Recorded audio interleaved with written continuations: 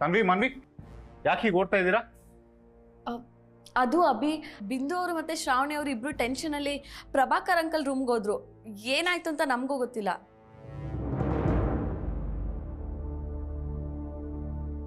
ಏನು ಟೆನ್ಷನ್ ನೋಡಿದ್ರಾ? ಹೌದು, ಬೇಗ ಬನ್ನಿ. ಬನ್ನಿ ಹೋಗಿ ನೋಡೋಣ.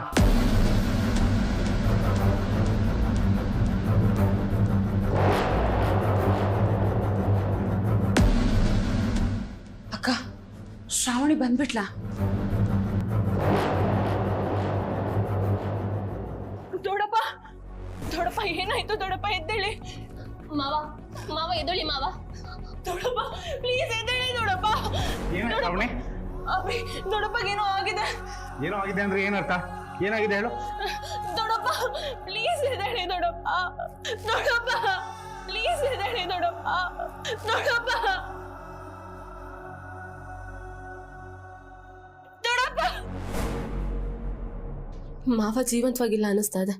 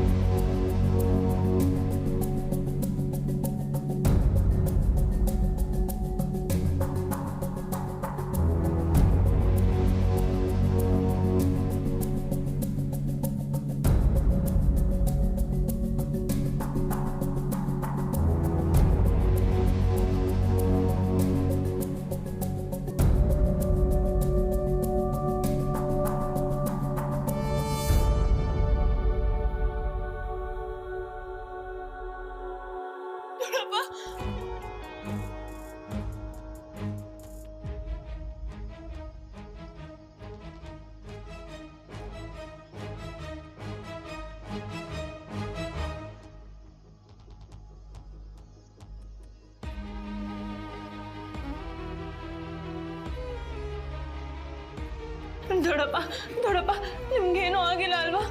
ಆರಾಮಾಗಿದ್ದೀರಾ ಅಲ್ವಾ ದೊಡ್ಡಪ್ಪ? ನನಗೇನಾಗಿದೆ? ನಾನು ಚೆನ್ನಾಗೇ ಇದ್ದೀನಿ. ಯಾಕೆಲ್ಲರೂ ಹೀಗೆ ನೋಡಿಲ್ಲ?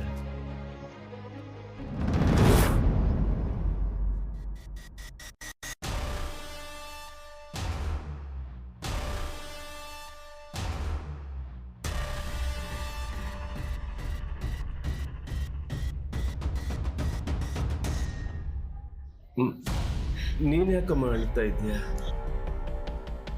ಡಾಕ್ಟರ್ ಇಂಜೆಕ್ಷನ್ ಕೊಟ್ಟ ಮೇಲೆ ತುಂಬಾ ನಿದ್ದೆ ಬಂದ್ಬಿಡ್ತು, ಮಲಗ್ಬಿಟ್ಟೆ.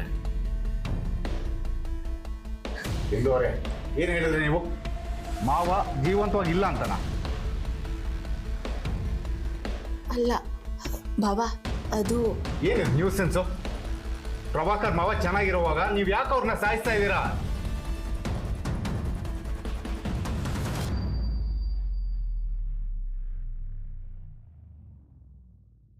ಏನ್ ನಡೀತಾ ಇದೆ ಅಲ್ಲಿ? ನಾನು ಹೇಳ್ತೀನಿ ಅಭಿ.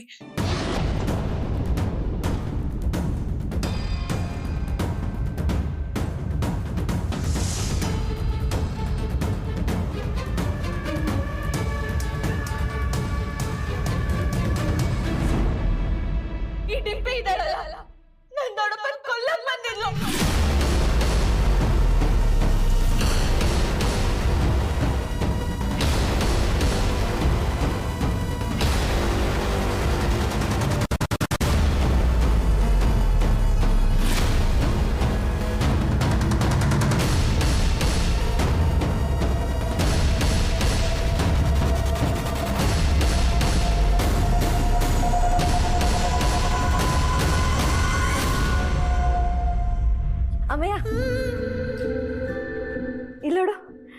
ಇದು ರಕ್ಷಾಬಂಧನ್ಗೆ ಅಣ್ಣಂಗೋಸ್ಕರ ತಂದಿರೋ ರಾಖಿ.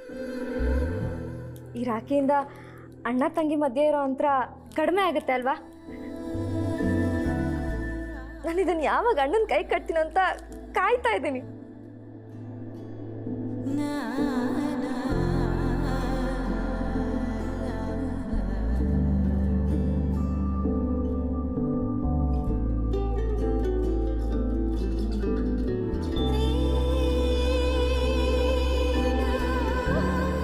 ನೀನಿಷ್ಟು ಖುಷಿಯಾಗಿರೋದನ್ನು ನೋಡಿ ಎಷ್ಟು ದಿನ ಆಗಿತ್ತು.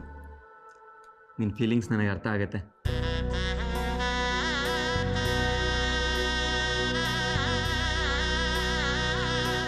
ಏನು ಗೊತ್ತಾ ಅಮ್ಮಯ್ಯ, ರಕ್ಷಾಬಂಧನ್ ಬರ್ತಿದ್ದಾಗೆ ನಾನು ಅಣ್ಣಂಗೆ ಗೊತ್ತಿಲ್ಲದಲ್ಲೇ ಹೋಗಿ ರಾತ್ರಿನೇ ರಾಖಿ ಕಟ್ಬಿಡ್ತಾ ಇದ್ದೆ.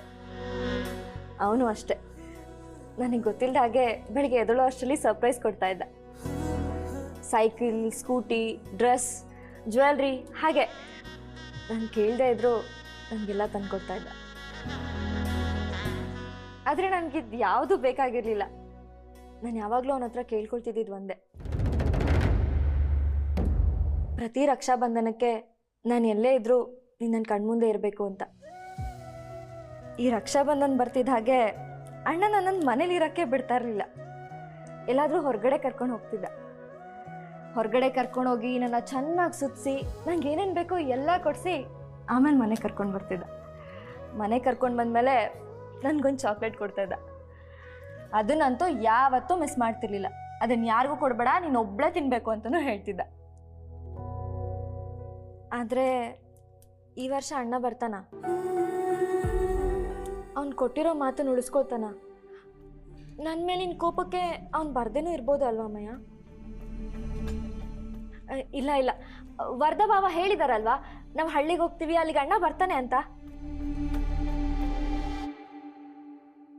ಹಾಗಿದ್ರೆ ಈ ವರ್ಷ ತುಂಬ ಸ್ಪೆಷಲ್ ಆಗಿರುತ್ತೆ, ಸ್ಪೆಷಲ್ ಆಗಿ ಆಚರಿಸ್ತೀವಿ ಅಲ್ಲ ಅಮ್ಮಯ್ಯ? ಅದು ಸಾಧ್ಯ ಇಲ್ಲ.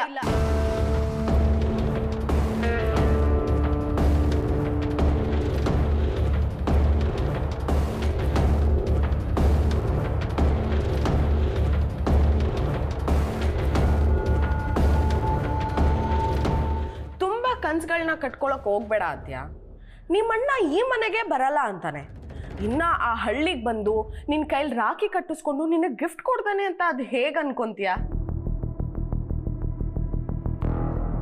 ನಿಶಿ ಸಾಕು.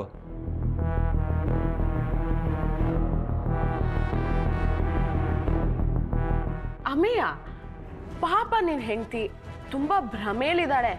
ನೀನಂತೂ ಅವಳಿಗೆ ರಿಯಾಲಿಟಿ ಹೇಳಲ್ಲ, ಅಟ್ಲೀಸ್ಟ್ ನಾನಾದ್ರೂ ಹೇಳೋಣ ಅಂತ. ನಿಶಿ ಸುಮ್ಮನೆ ಹೋಗು. ಯಾಕೆ ಹೋಗ್ಬೇಕು? ನಾನು ಬೇಡ ಬೇಡ ಅಂತ ಹೇಳಿದ್ರು ನಾನು ಖಾಲಿ ಎಳೆಯಕ್ ಬಂದೆ ಅಲ್ವಾ ನೀನು? ನೋಡಾದ್ಯಾ, ನೀನ್ ಮಾಡಿರೋ ಗನಂದಾರಿ ಕೆಲ್ಸಕ್ಕೆ ನಿಮ್ಮಣ್ಣ ನಿನ್ ಮುಖ ಸಹ ನೋಡಲ್ಲ. ಇನ್ನ ನಿನ್ ಕೈಯಲ್ಲಿ ರಾಖಿ ಕಟ್ಟಿಸ್ಕೊತಾನ? ನೋಡಾದ್ಯಾ, ಈ ವರ್ಷ ನಿನ್ ಪಾಲಿಗೆ ಸ್ಯಾಡ್ ರಕ್ಷಾಬಂಧನ ಆಗೋ ಎಲ್ಲ ಲಕ್ಷಣಗಳು ಕಾಣಿಸ್ತಾ ಇದೆ. ನಿಮ್ಮಣ್ಣ ಬಂದಿಲ್ಲ ಅಂತ ಕಣ್ಣೀರ್ ಹಾಕೋದಕ್ಕೆ ರೆಡಿ ಆಗಿರು. ಈ ವರ್ಷ ನಿನ್ಗೆ no Rakhi, no chocolate, no gifts, no surprises. ಛ, ಪಾಪ. ನಿಶಿ, ಅದು ಕನ್ಸಾಗ್ಲಿ ನನ್ಸಾಗ್ಲಿ ಅದು ಕಲ್ಲಾಕಿ ಬೇರೆಯವ್ರ ಭಾವನೆ ಜೊತೆ ಆಟ ಆಡೋ ಬುದ್ಧಿ ನಿನ್ಗೆ ಹೋಗೋದಿಲ್ಲ ಅಂತ ನನಗೆ ಗೊತ್ತಿದೆ. ನಿನಗೆ ನನ್ನ ಮೇಲಾಗಲಿ ವರ್ಧಣ್ಣನ ಮೇಲಾಗಲಿ ಆ ಫೀಲ್ ಇಲ್ಲ ಅಂತ ನಮಗೆ ಗೊತ್ತು. ಆದರೆ ಆದಿಂಗಿದೆ, ಅಭಿ ಭಾವದ ಮೇಲೆ ಬೆಟ್ಟದಷ್ಟು ಪ್ರೀತಿ ಇಟ್ಕೊಂಡಿದ್ದಾಳೆ ಅವಳು. ನಿನ್ನಂತ ಕಲ್ ಮನ್ಸವಳಿಗೆ ಅದೆಲ್ಲ ಅರ್ಥ ಆಗಲ್ಲ. Just get lost. ಅಮೇಯ, ಏಯ್ ಹೋಗು ಅಂತ ಹೇಳ್ದೆ ತಾನೆ, ಹೋಗು.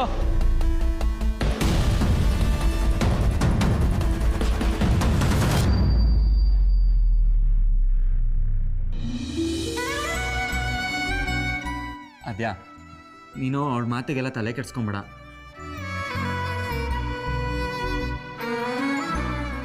ಅಭಿ ಭಾವ ಖಂಡಿತವಾಗ್ಲೂ ಬಂದೇ ಬರ್ತಾರೆ.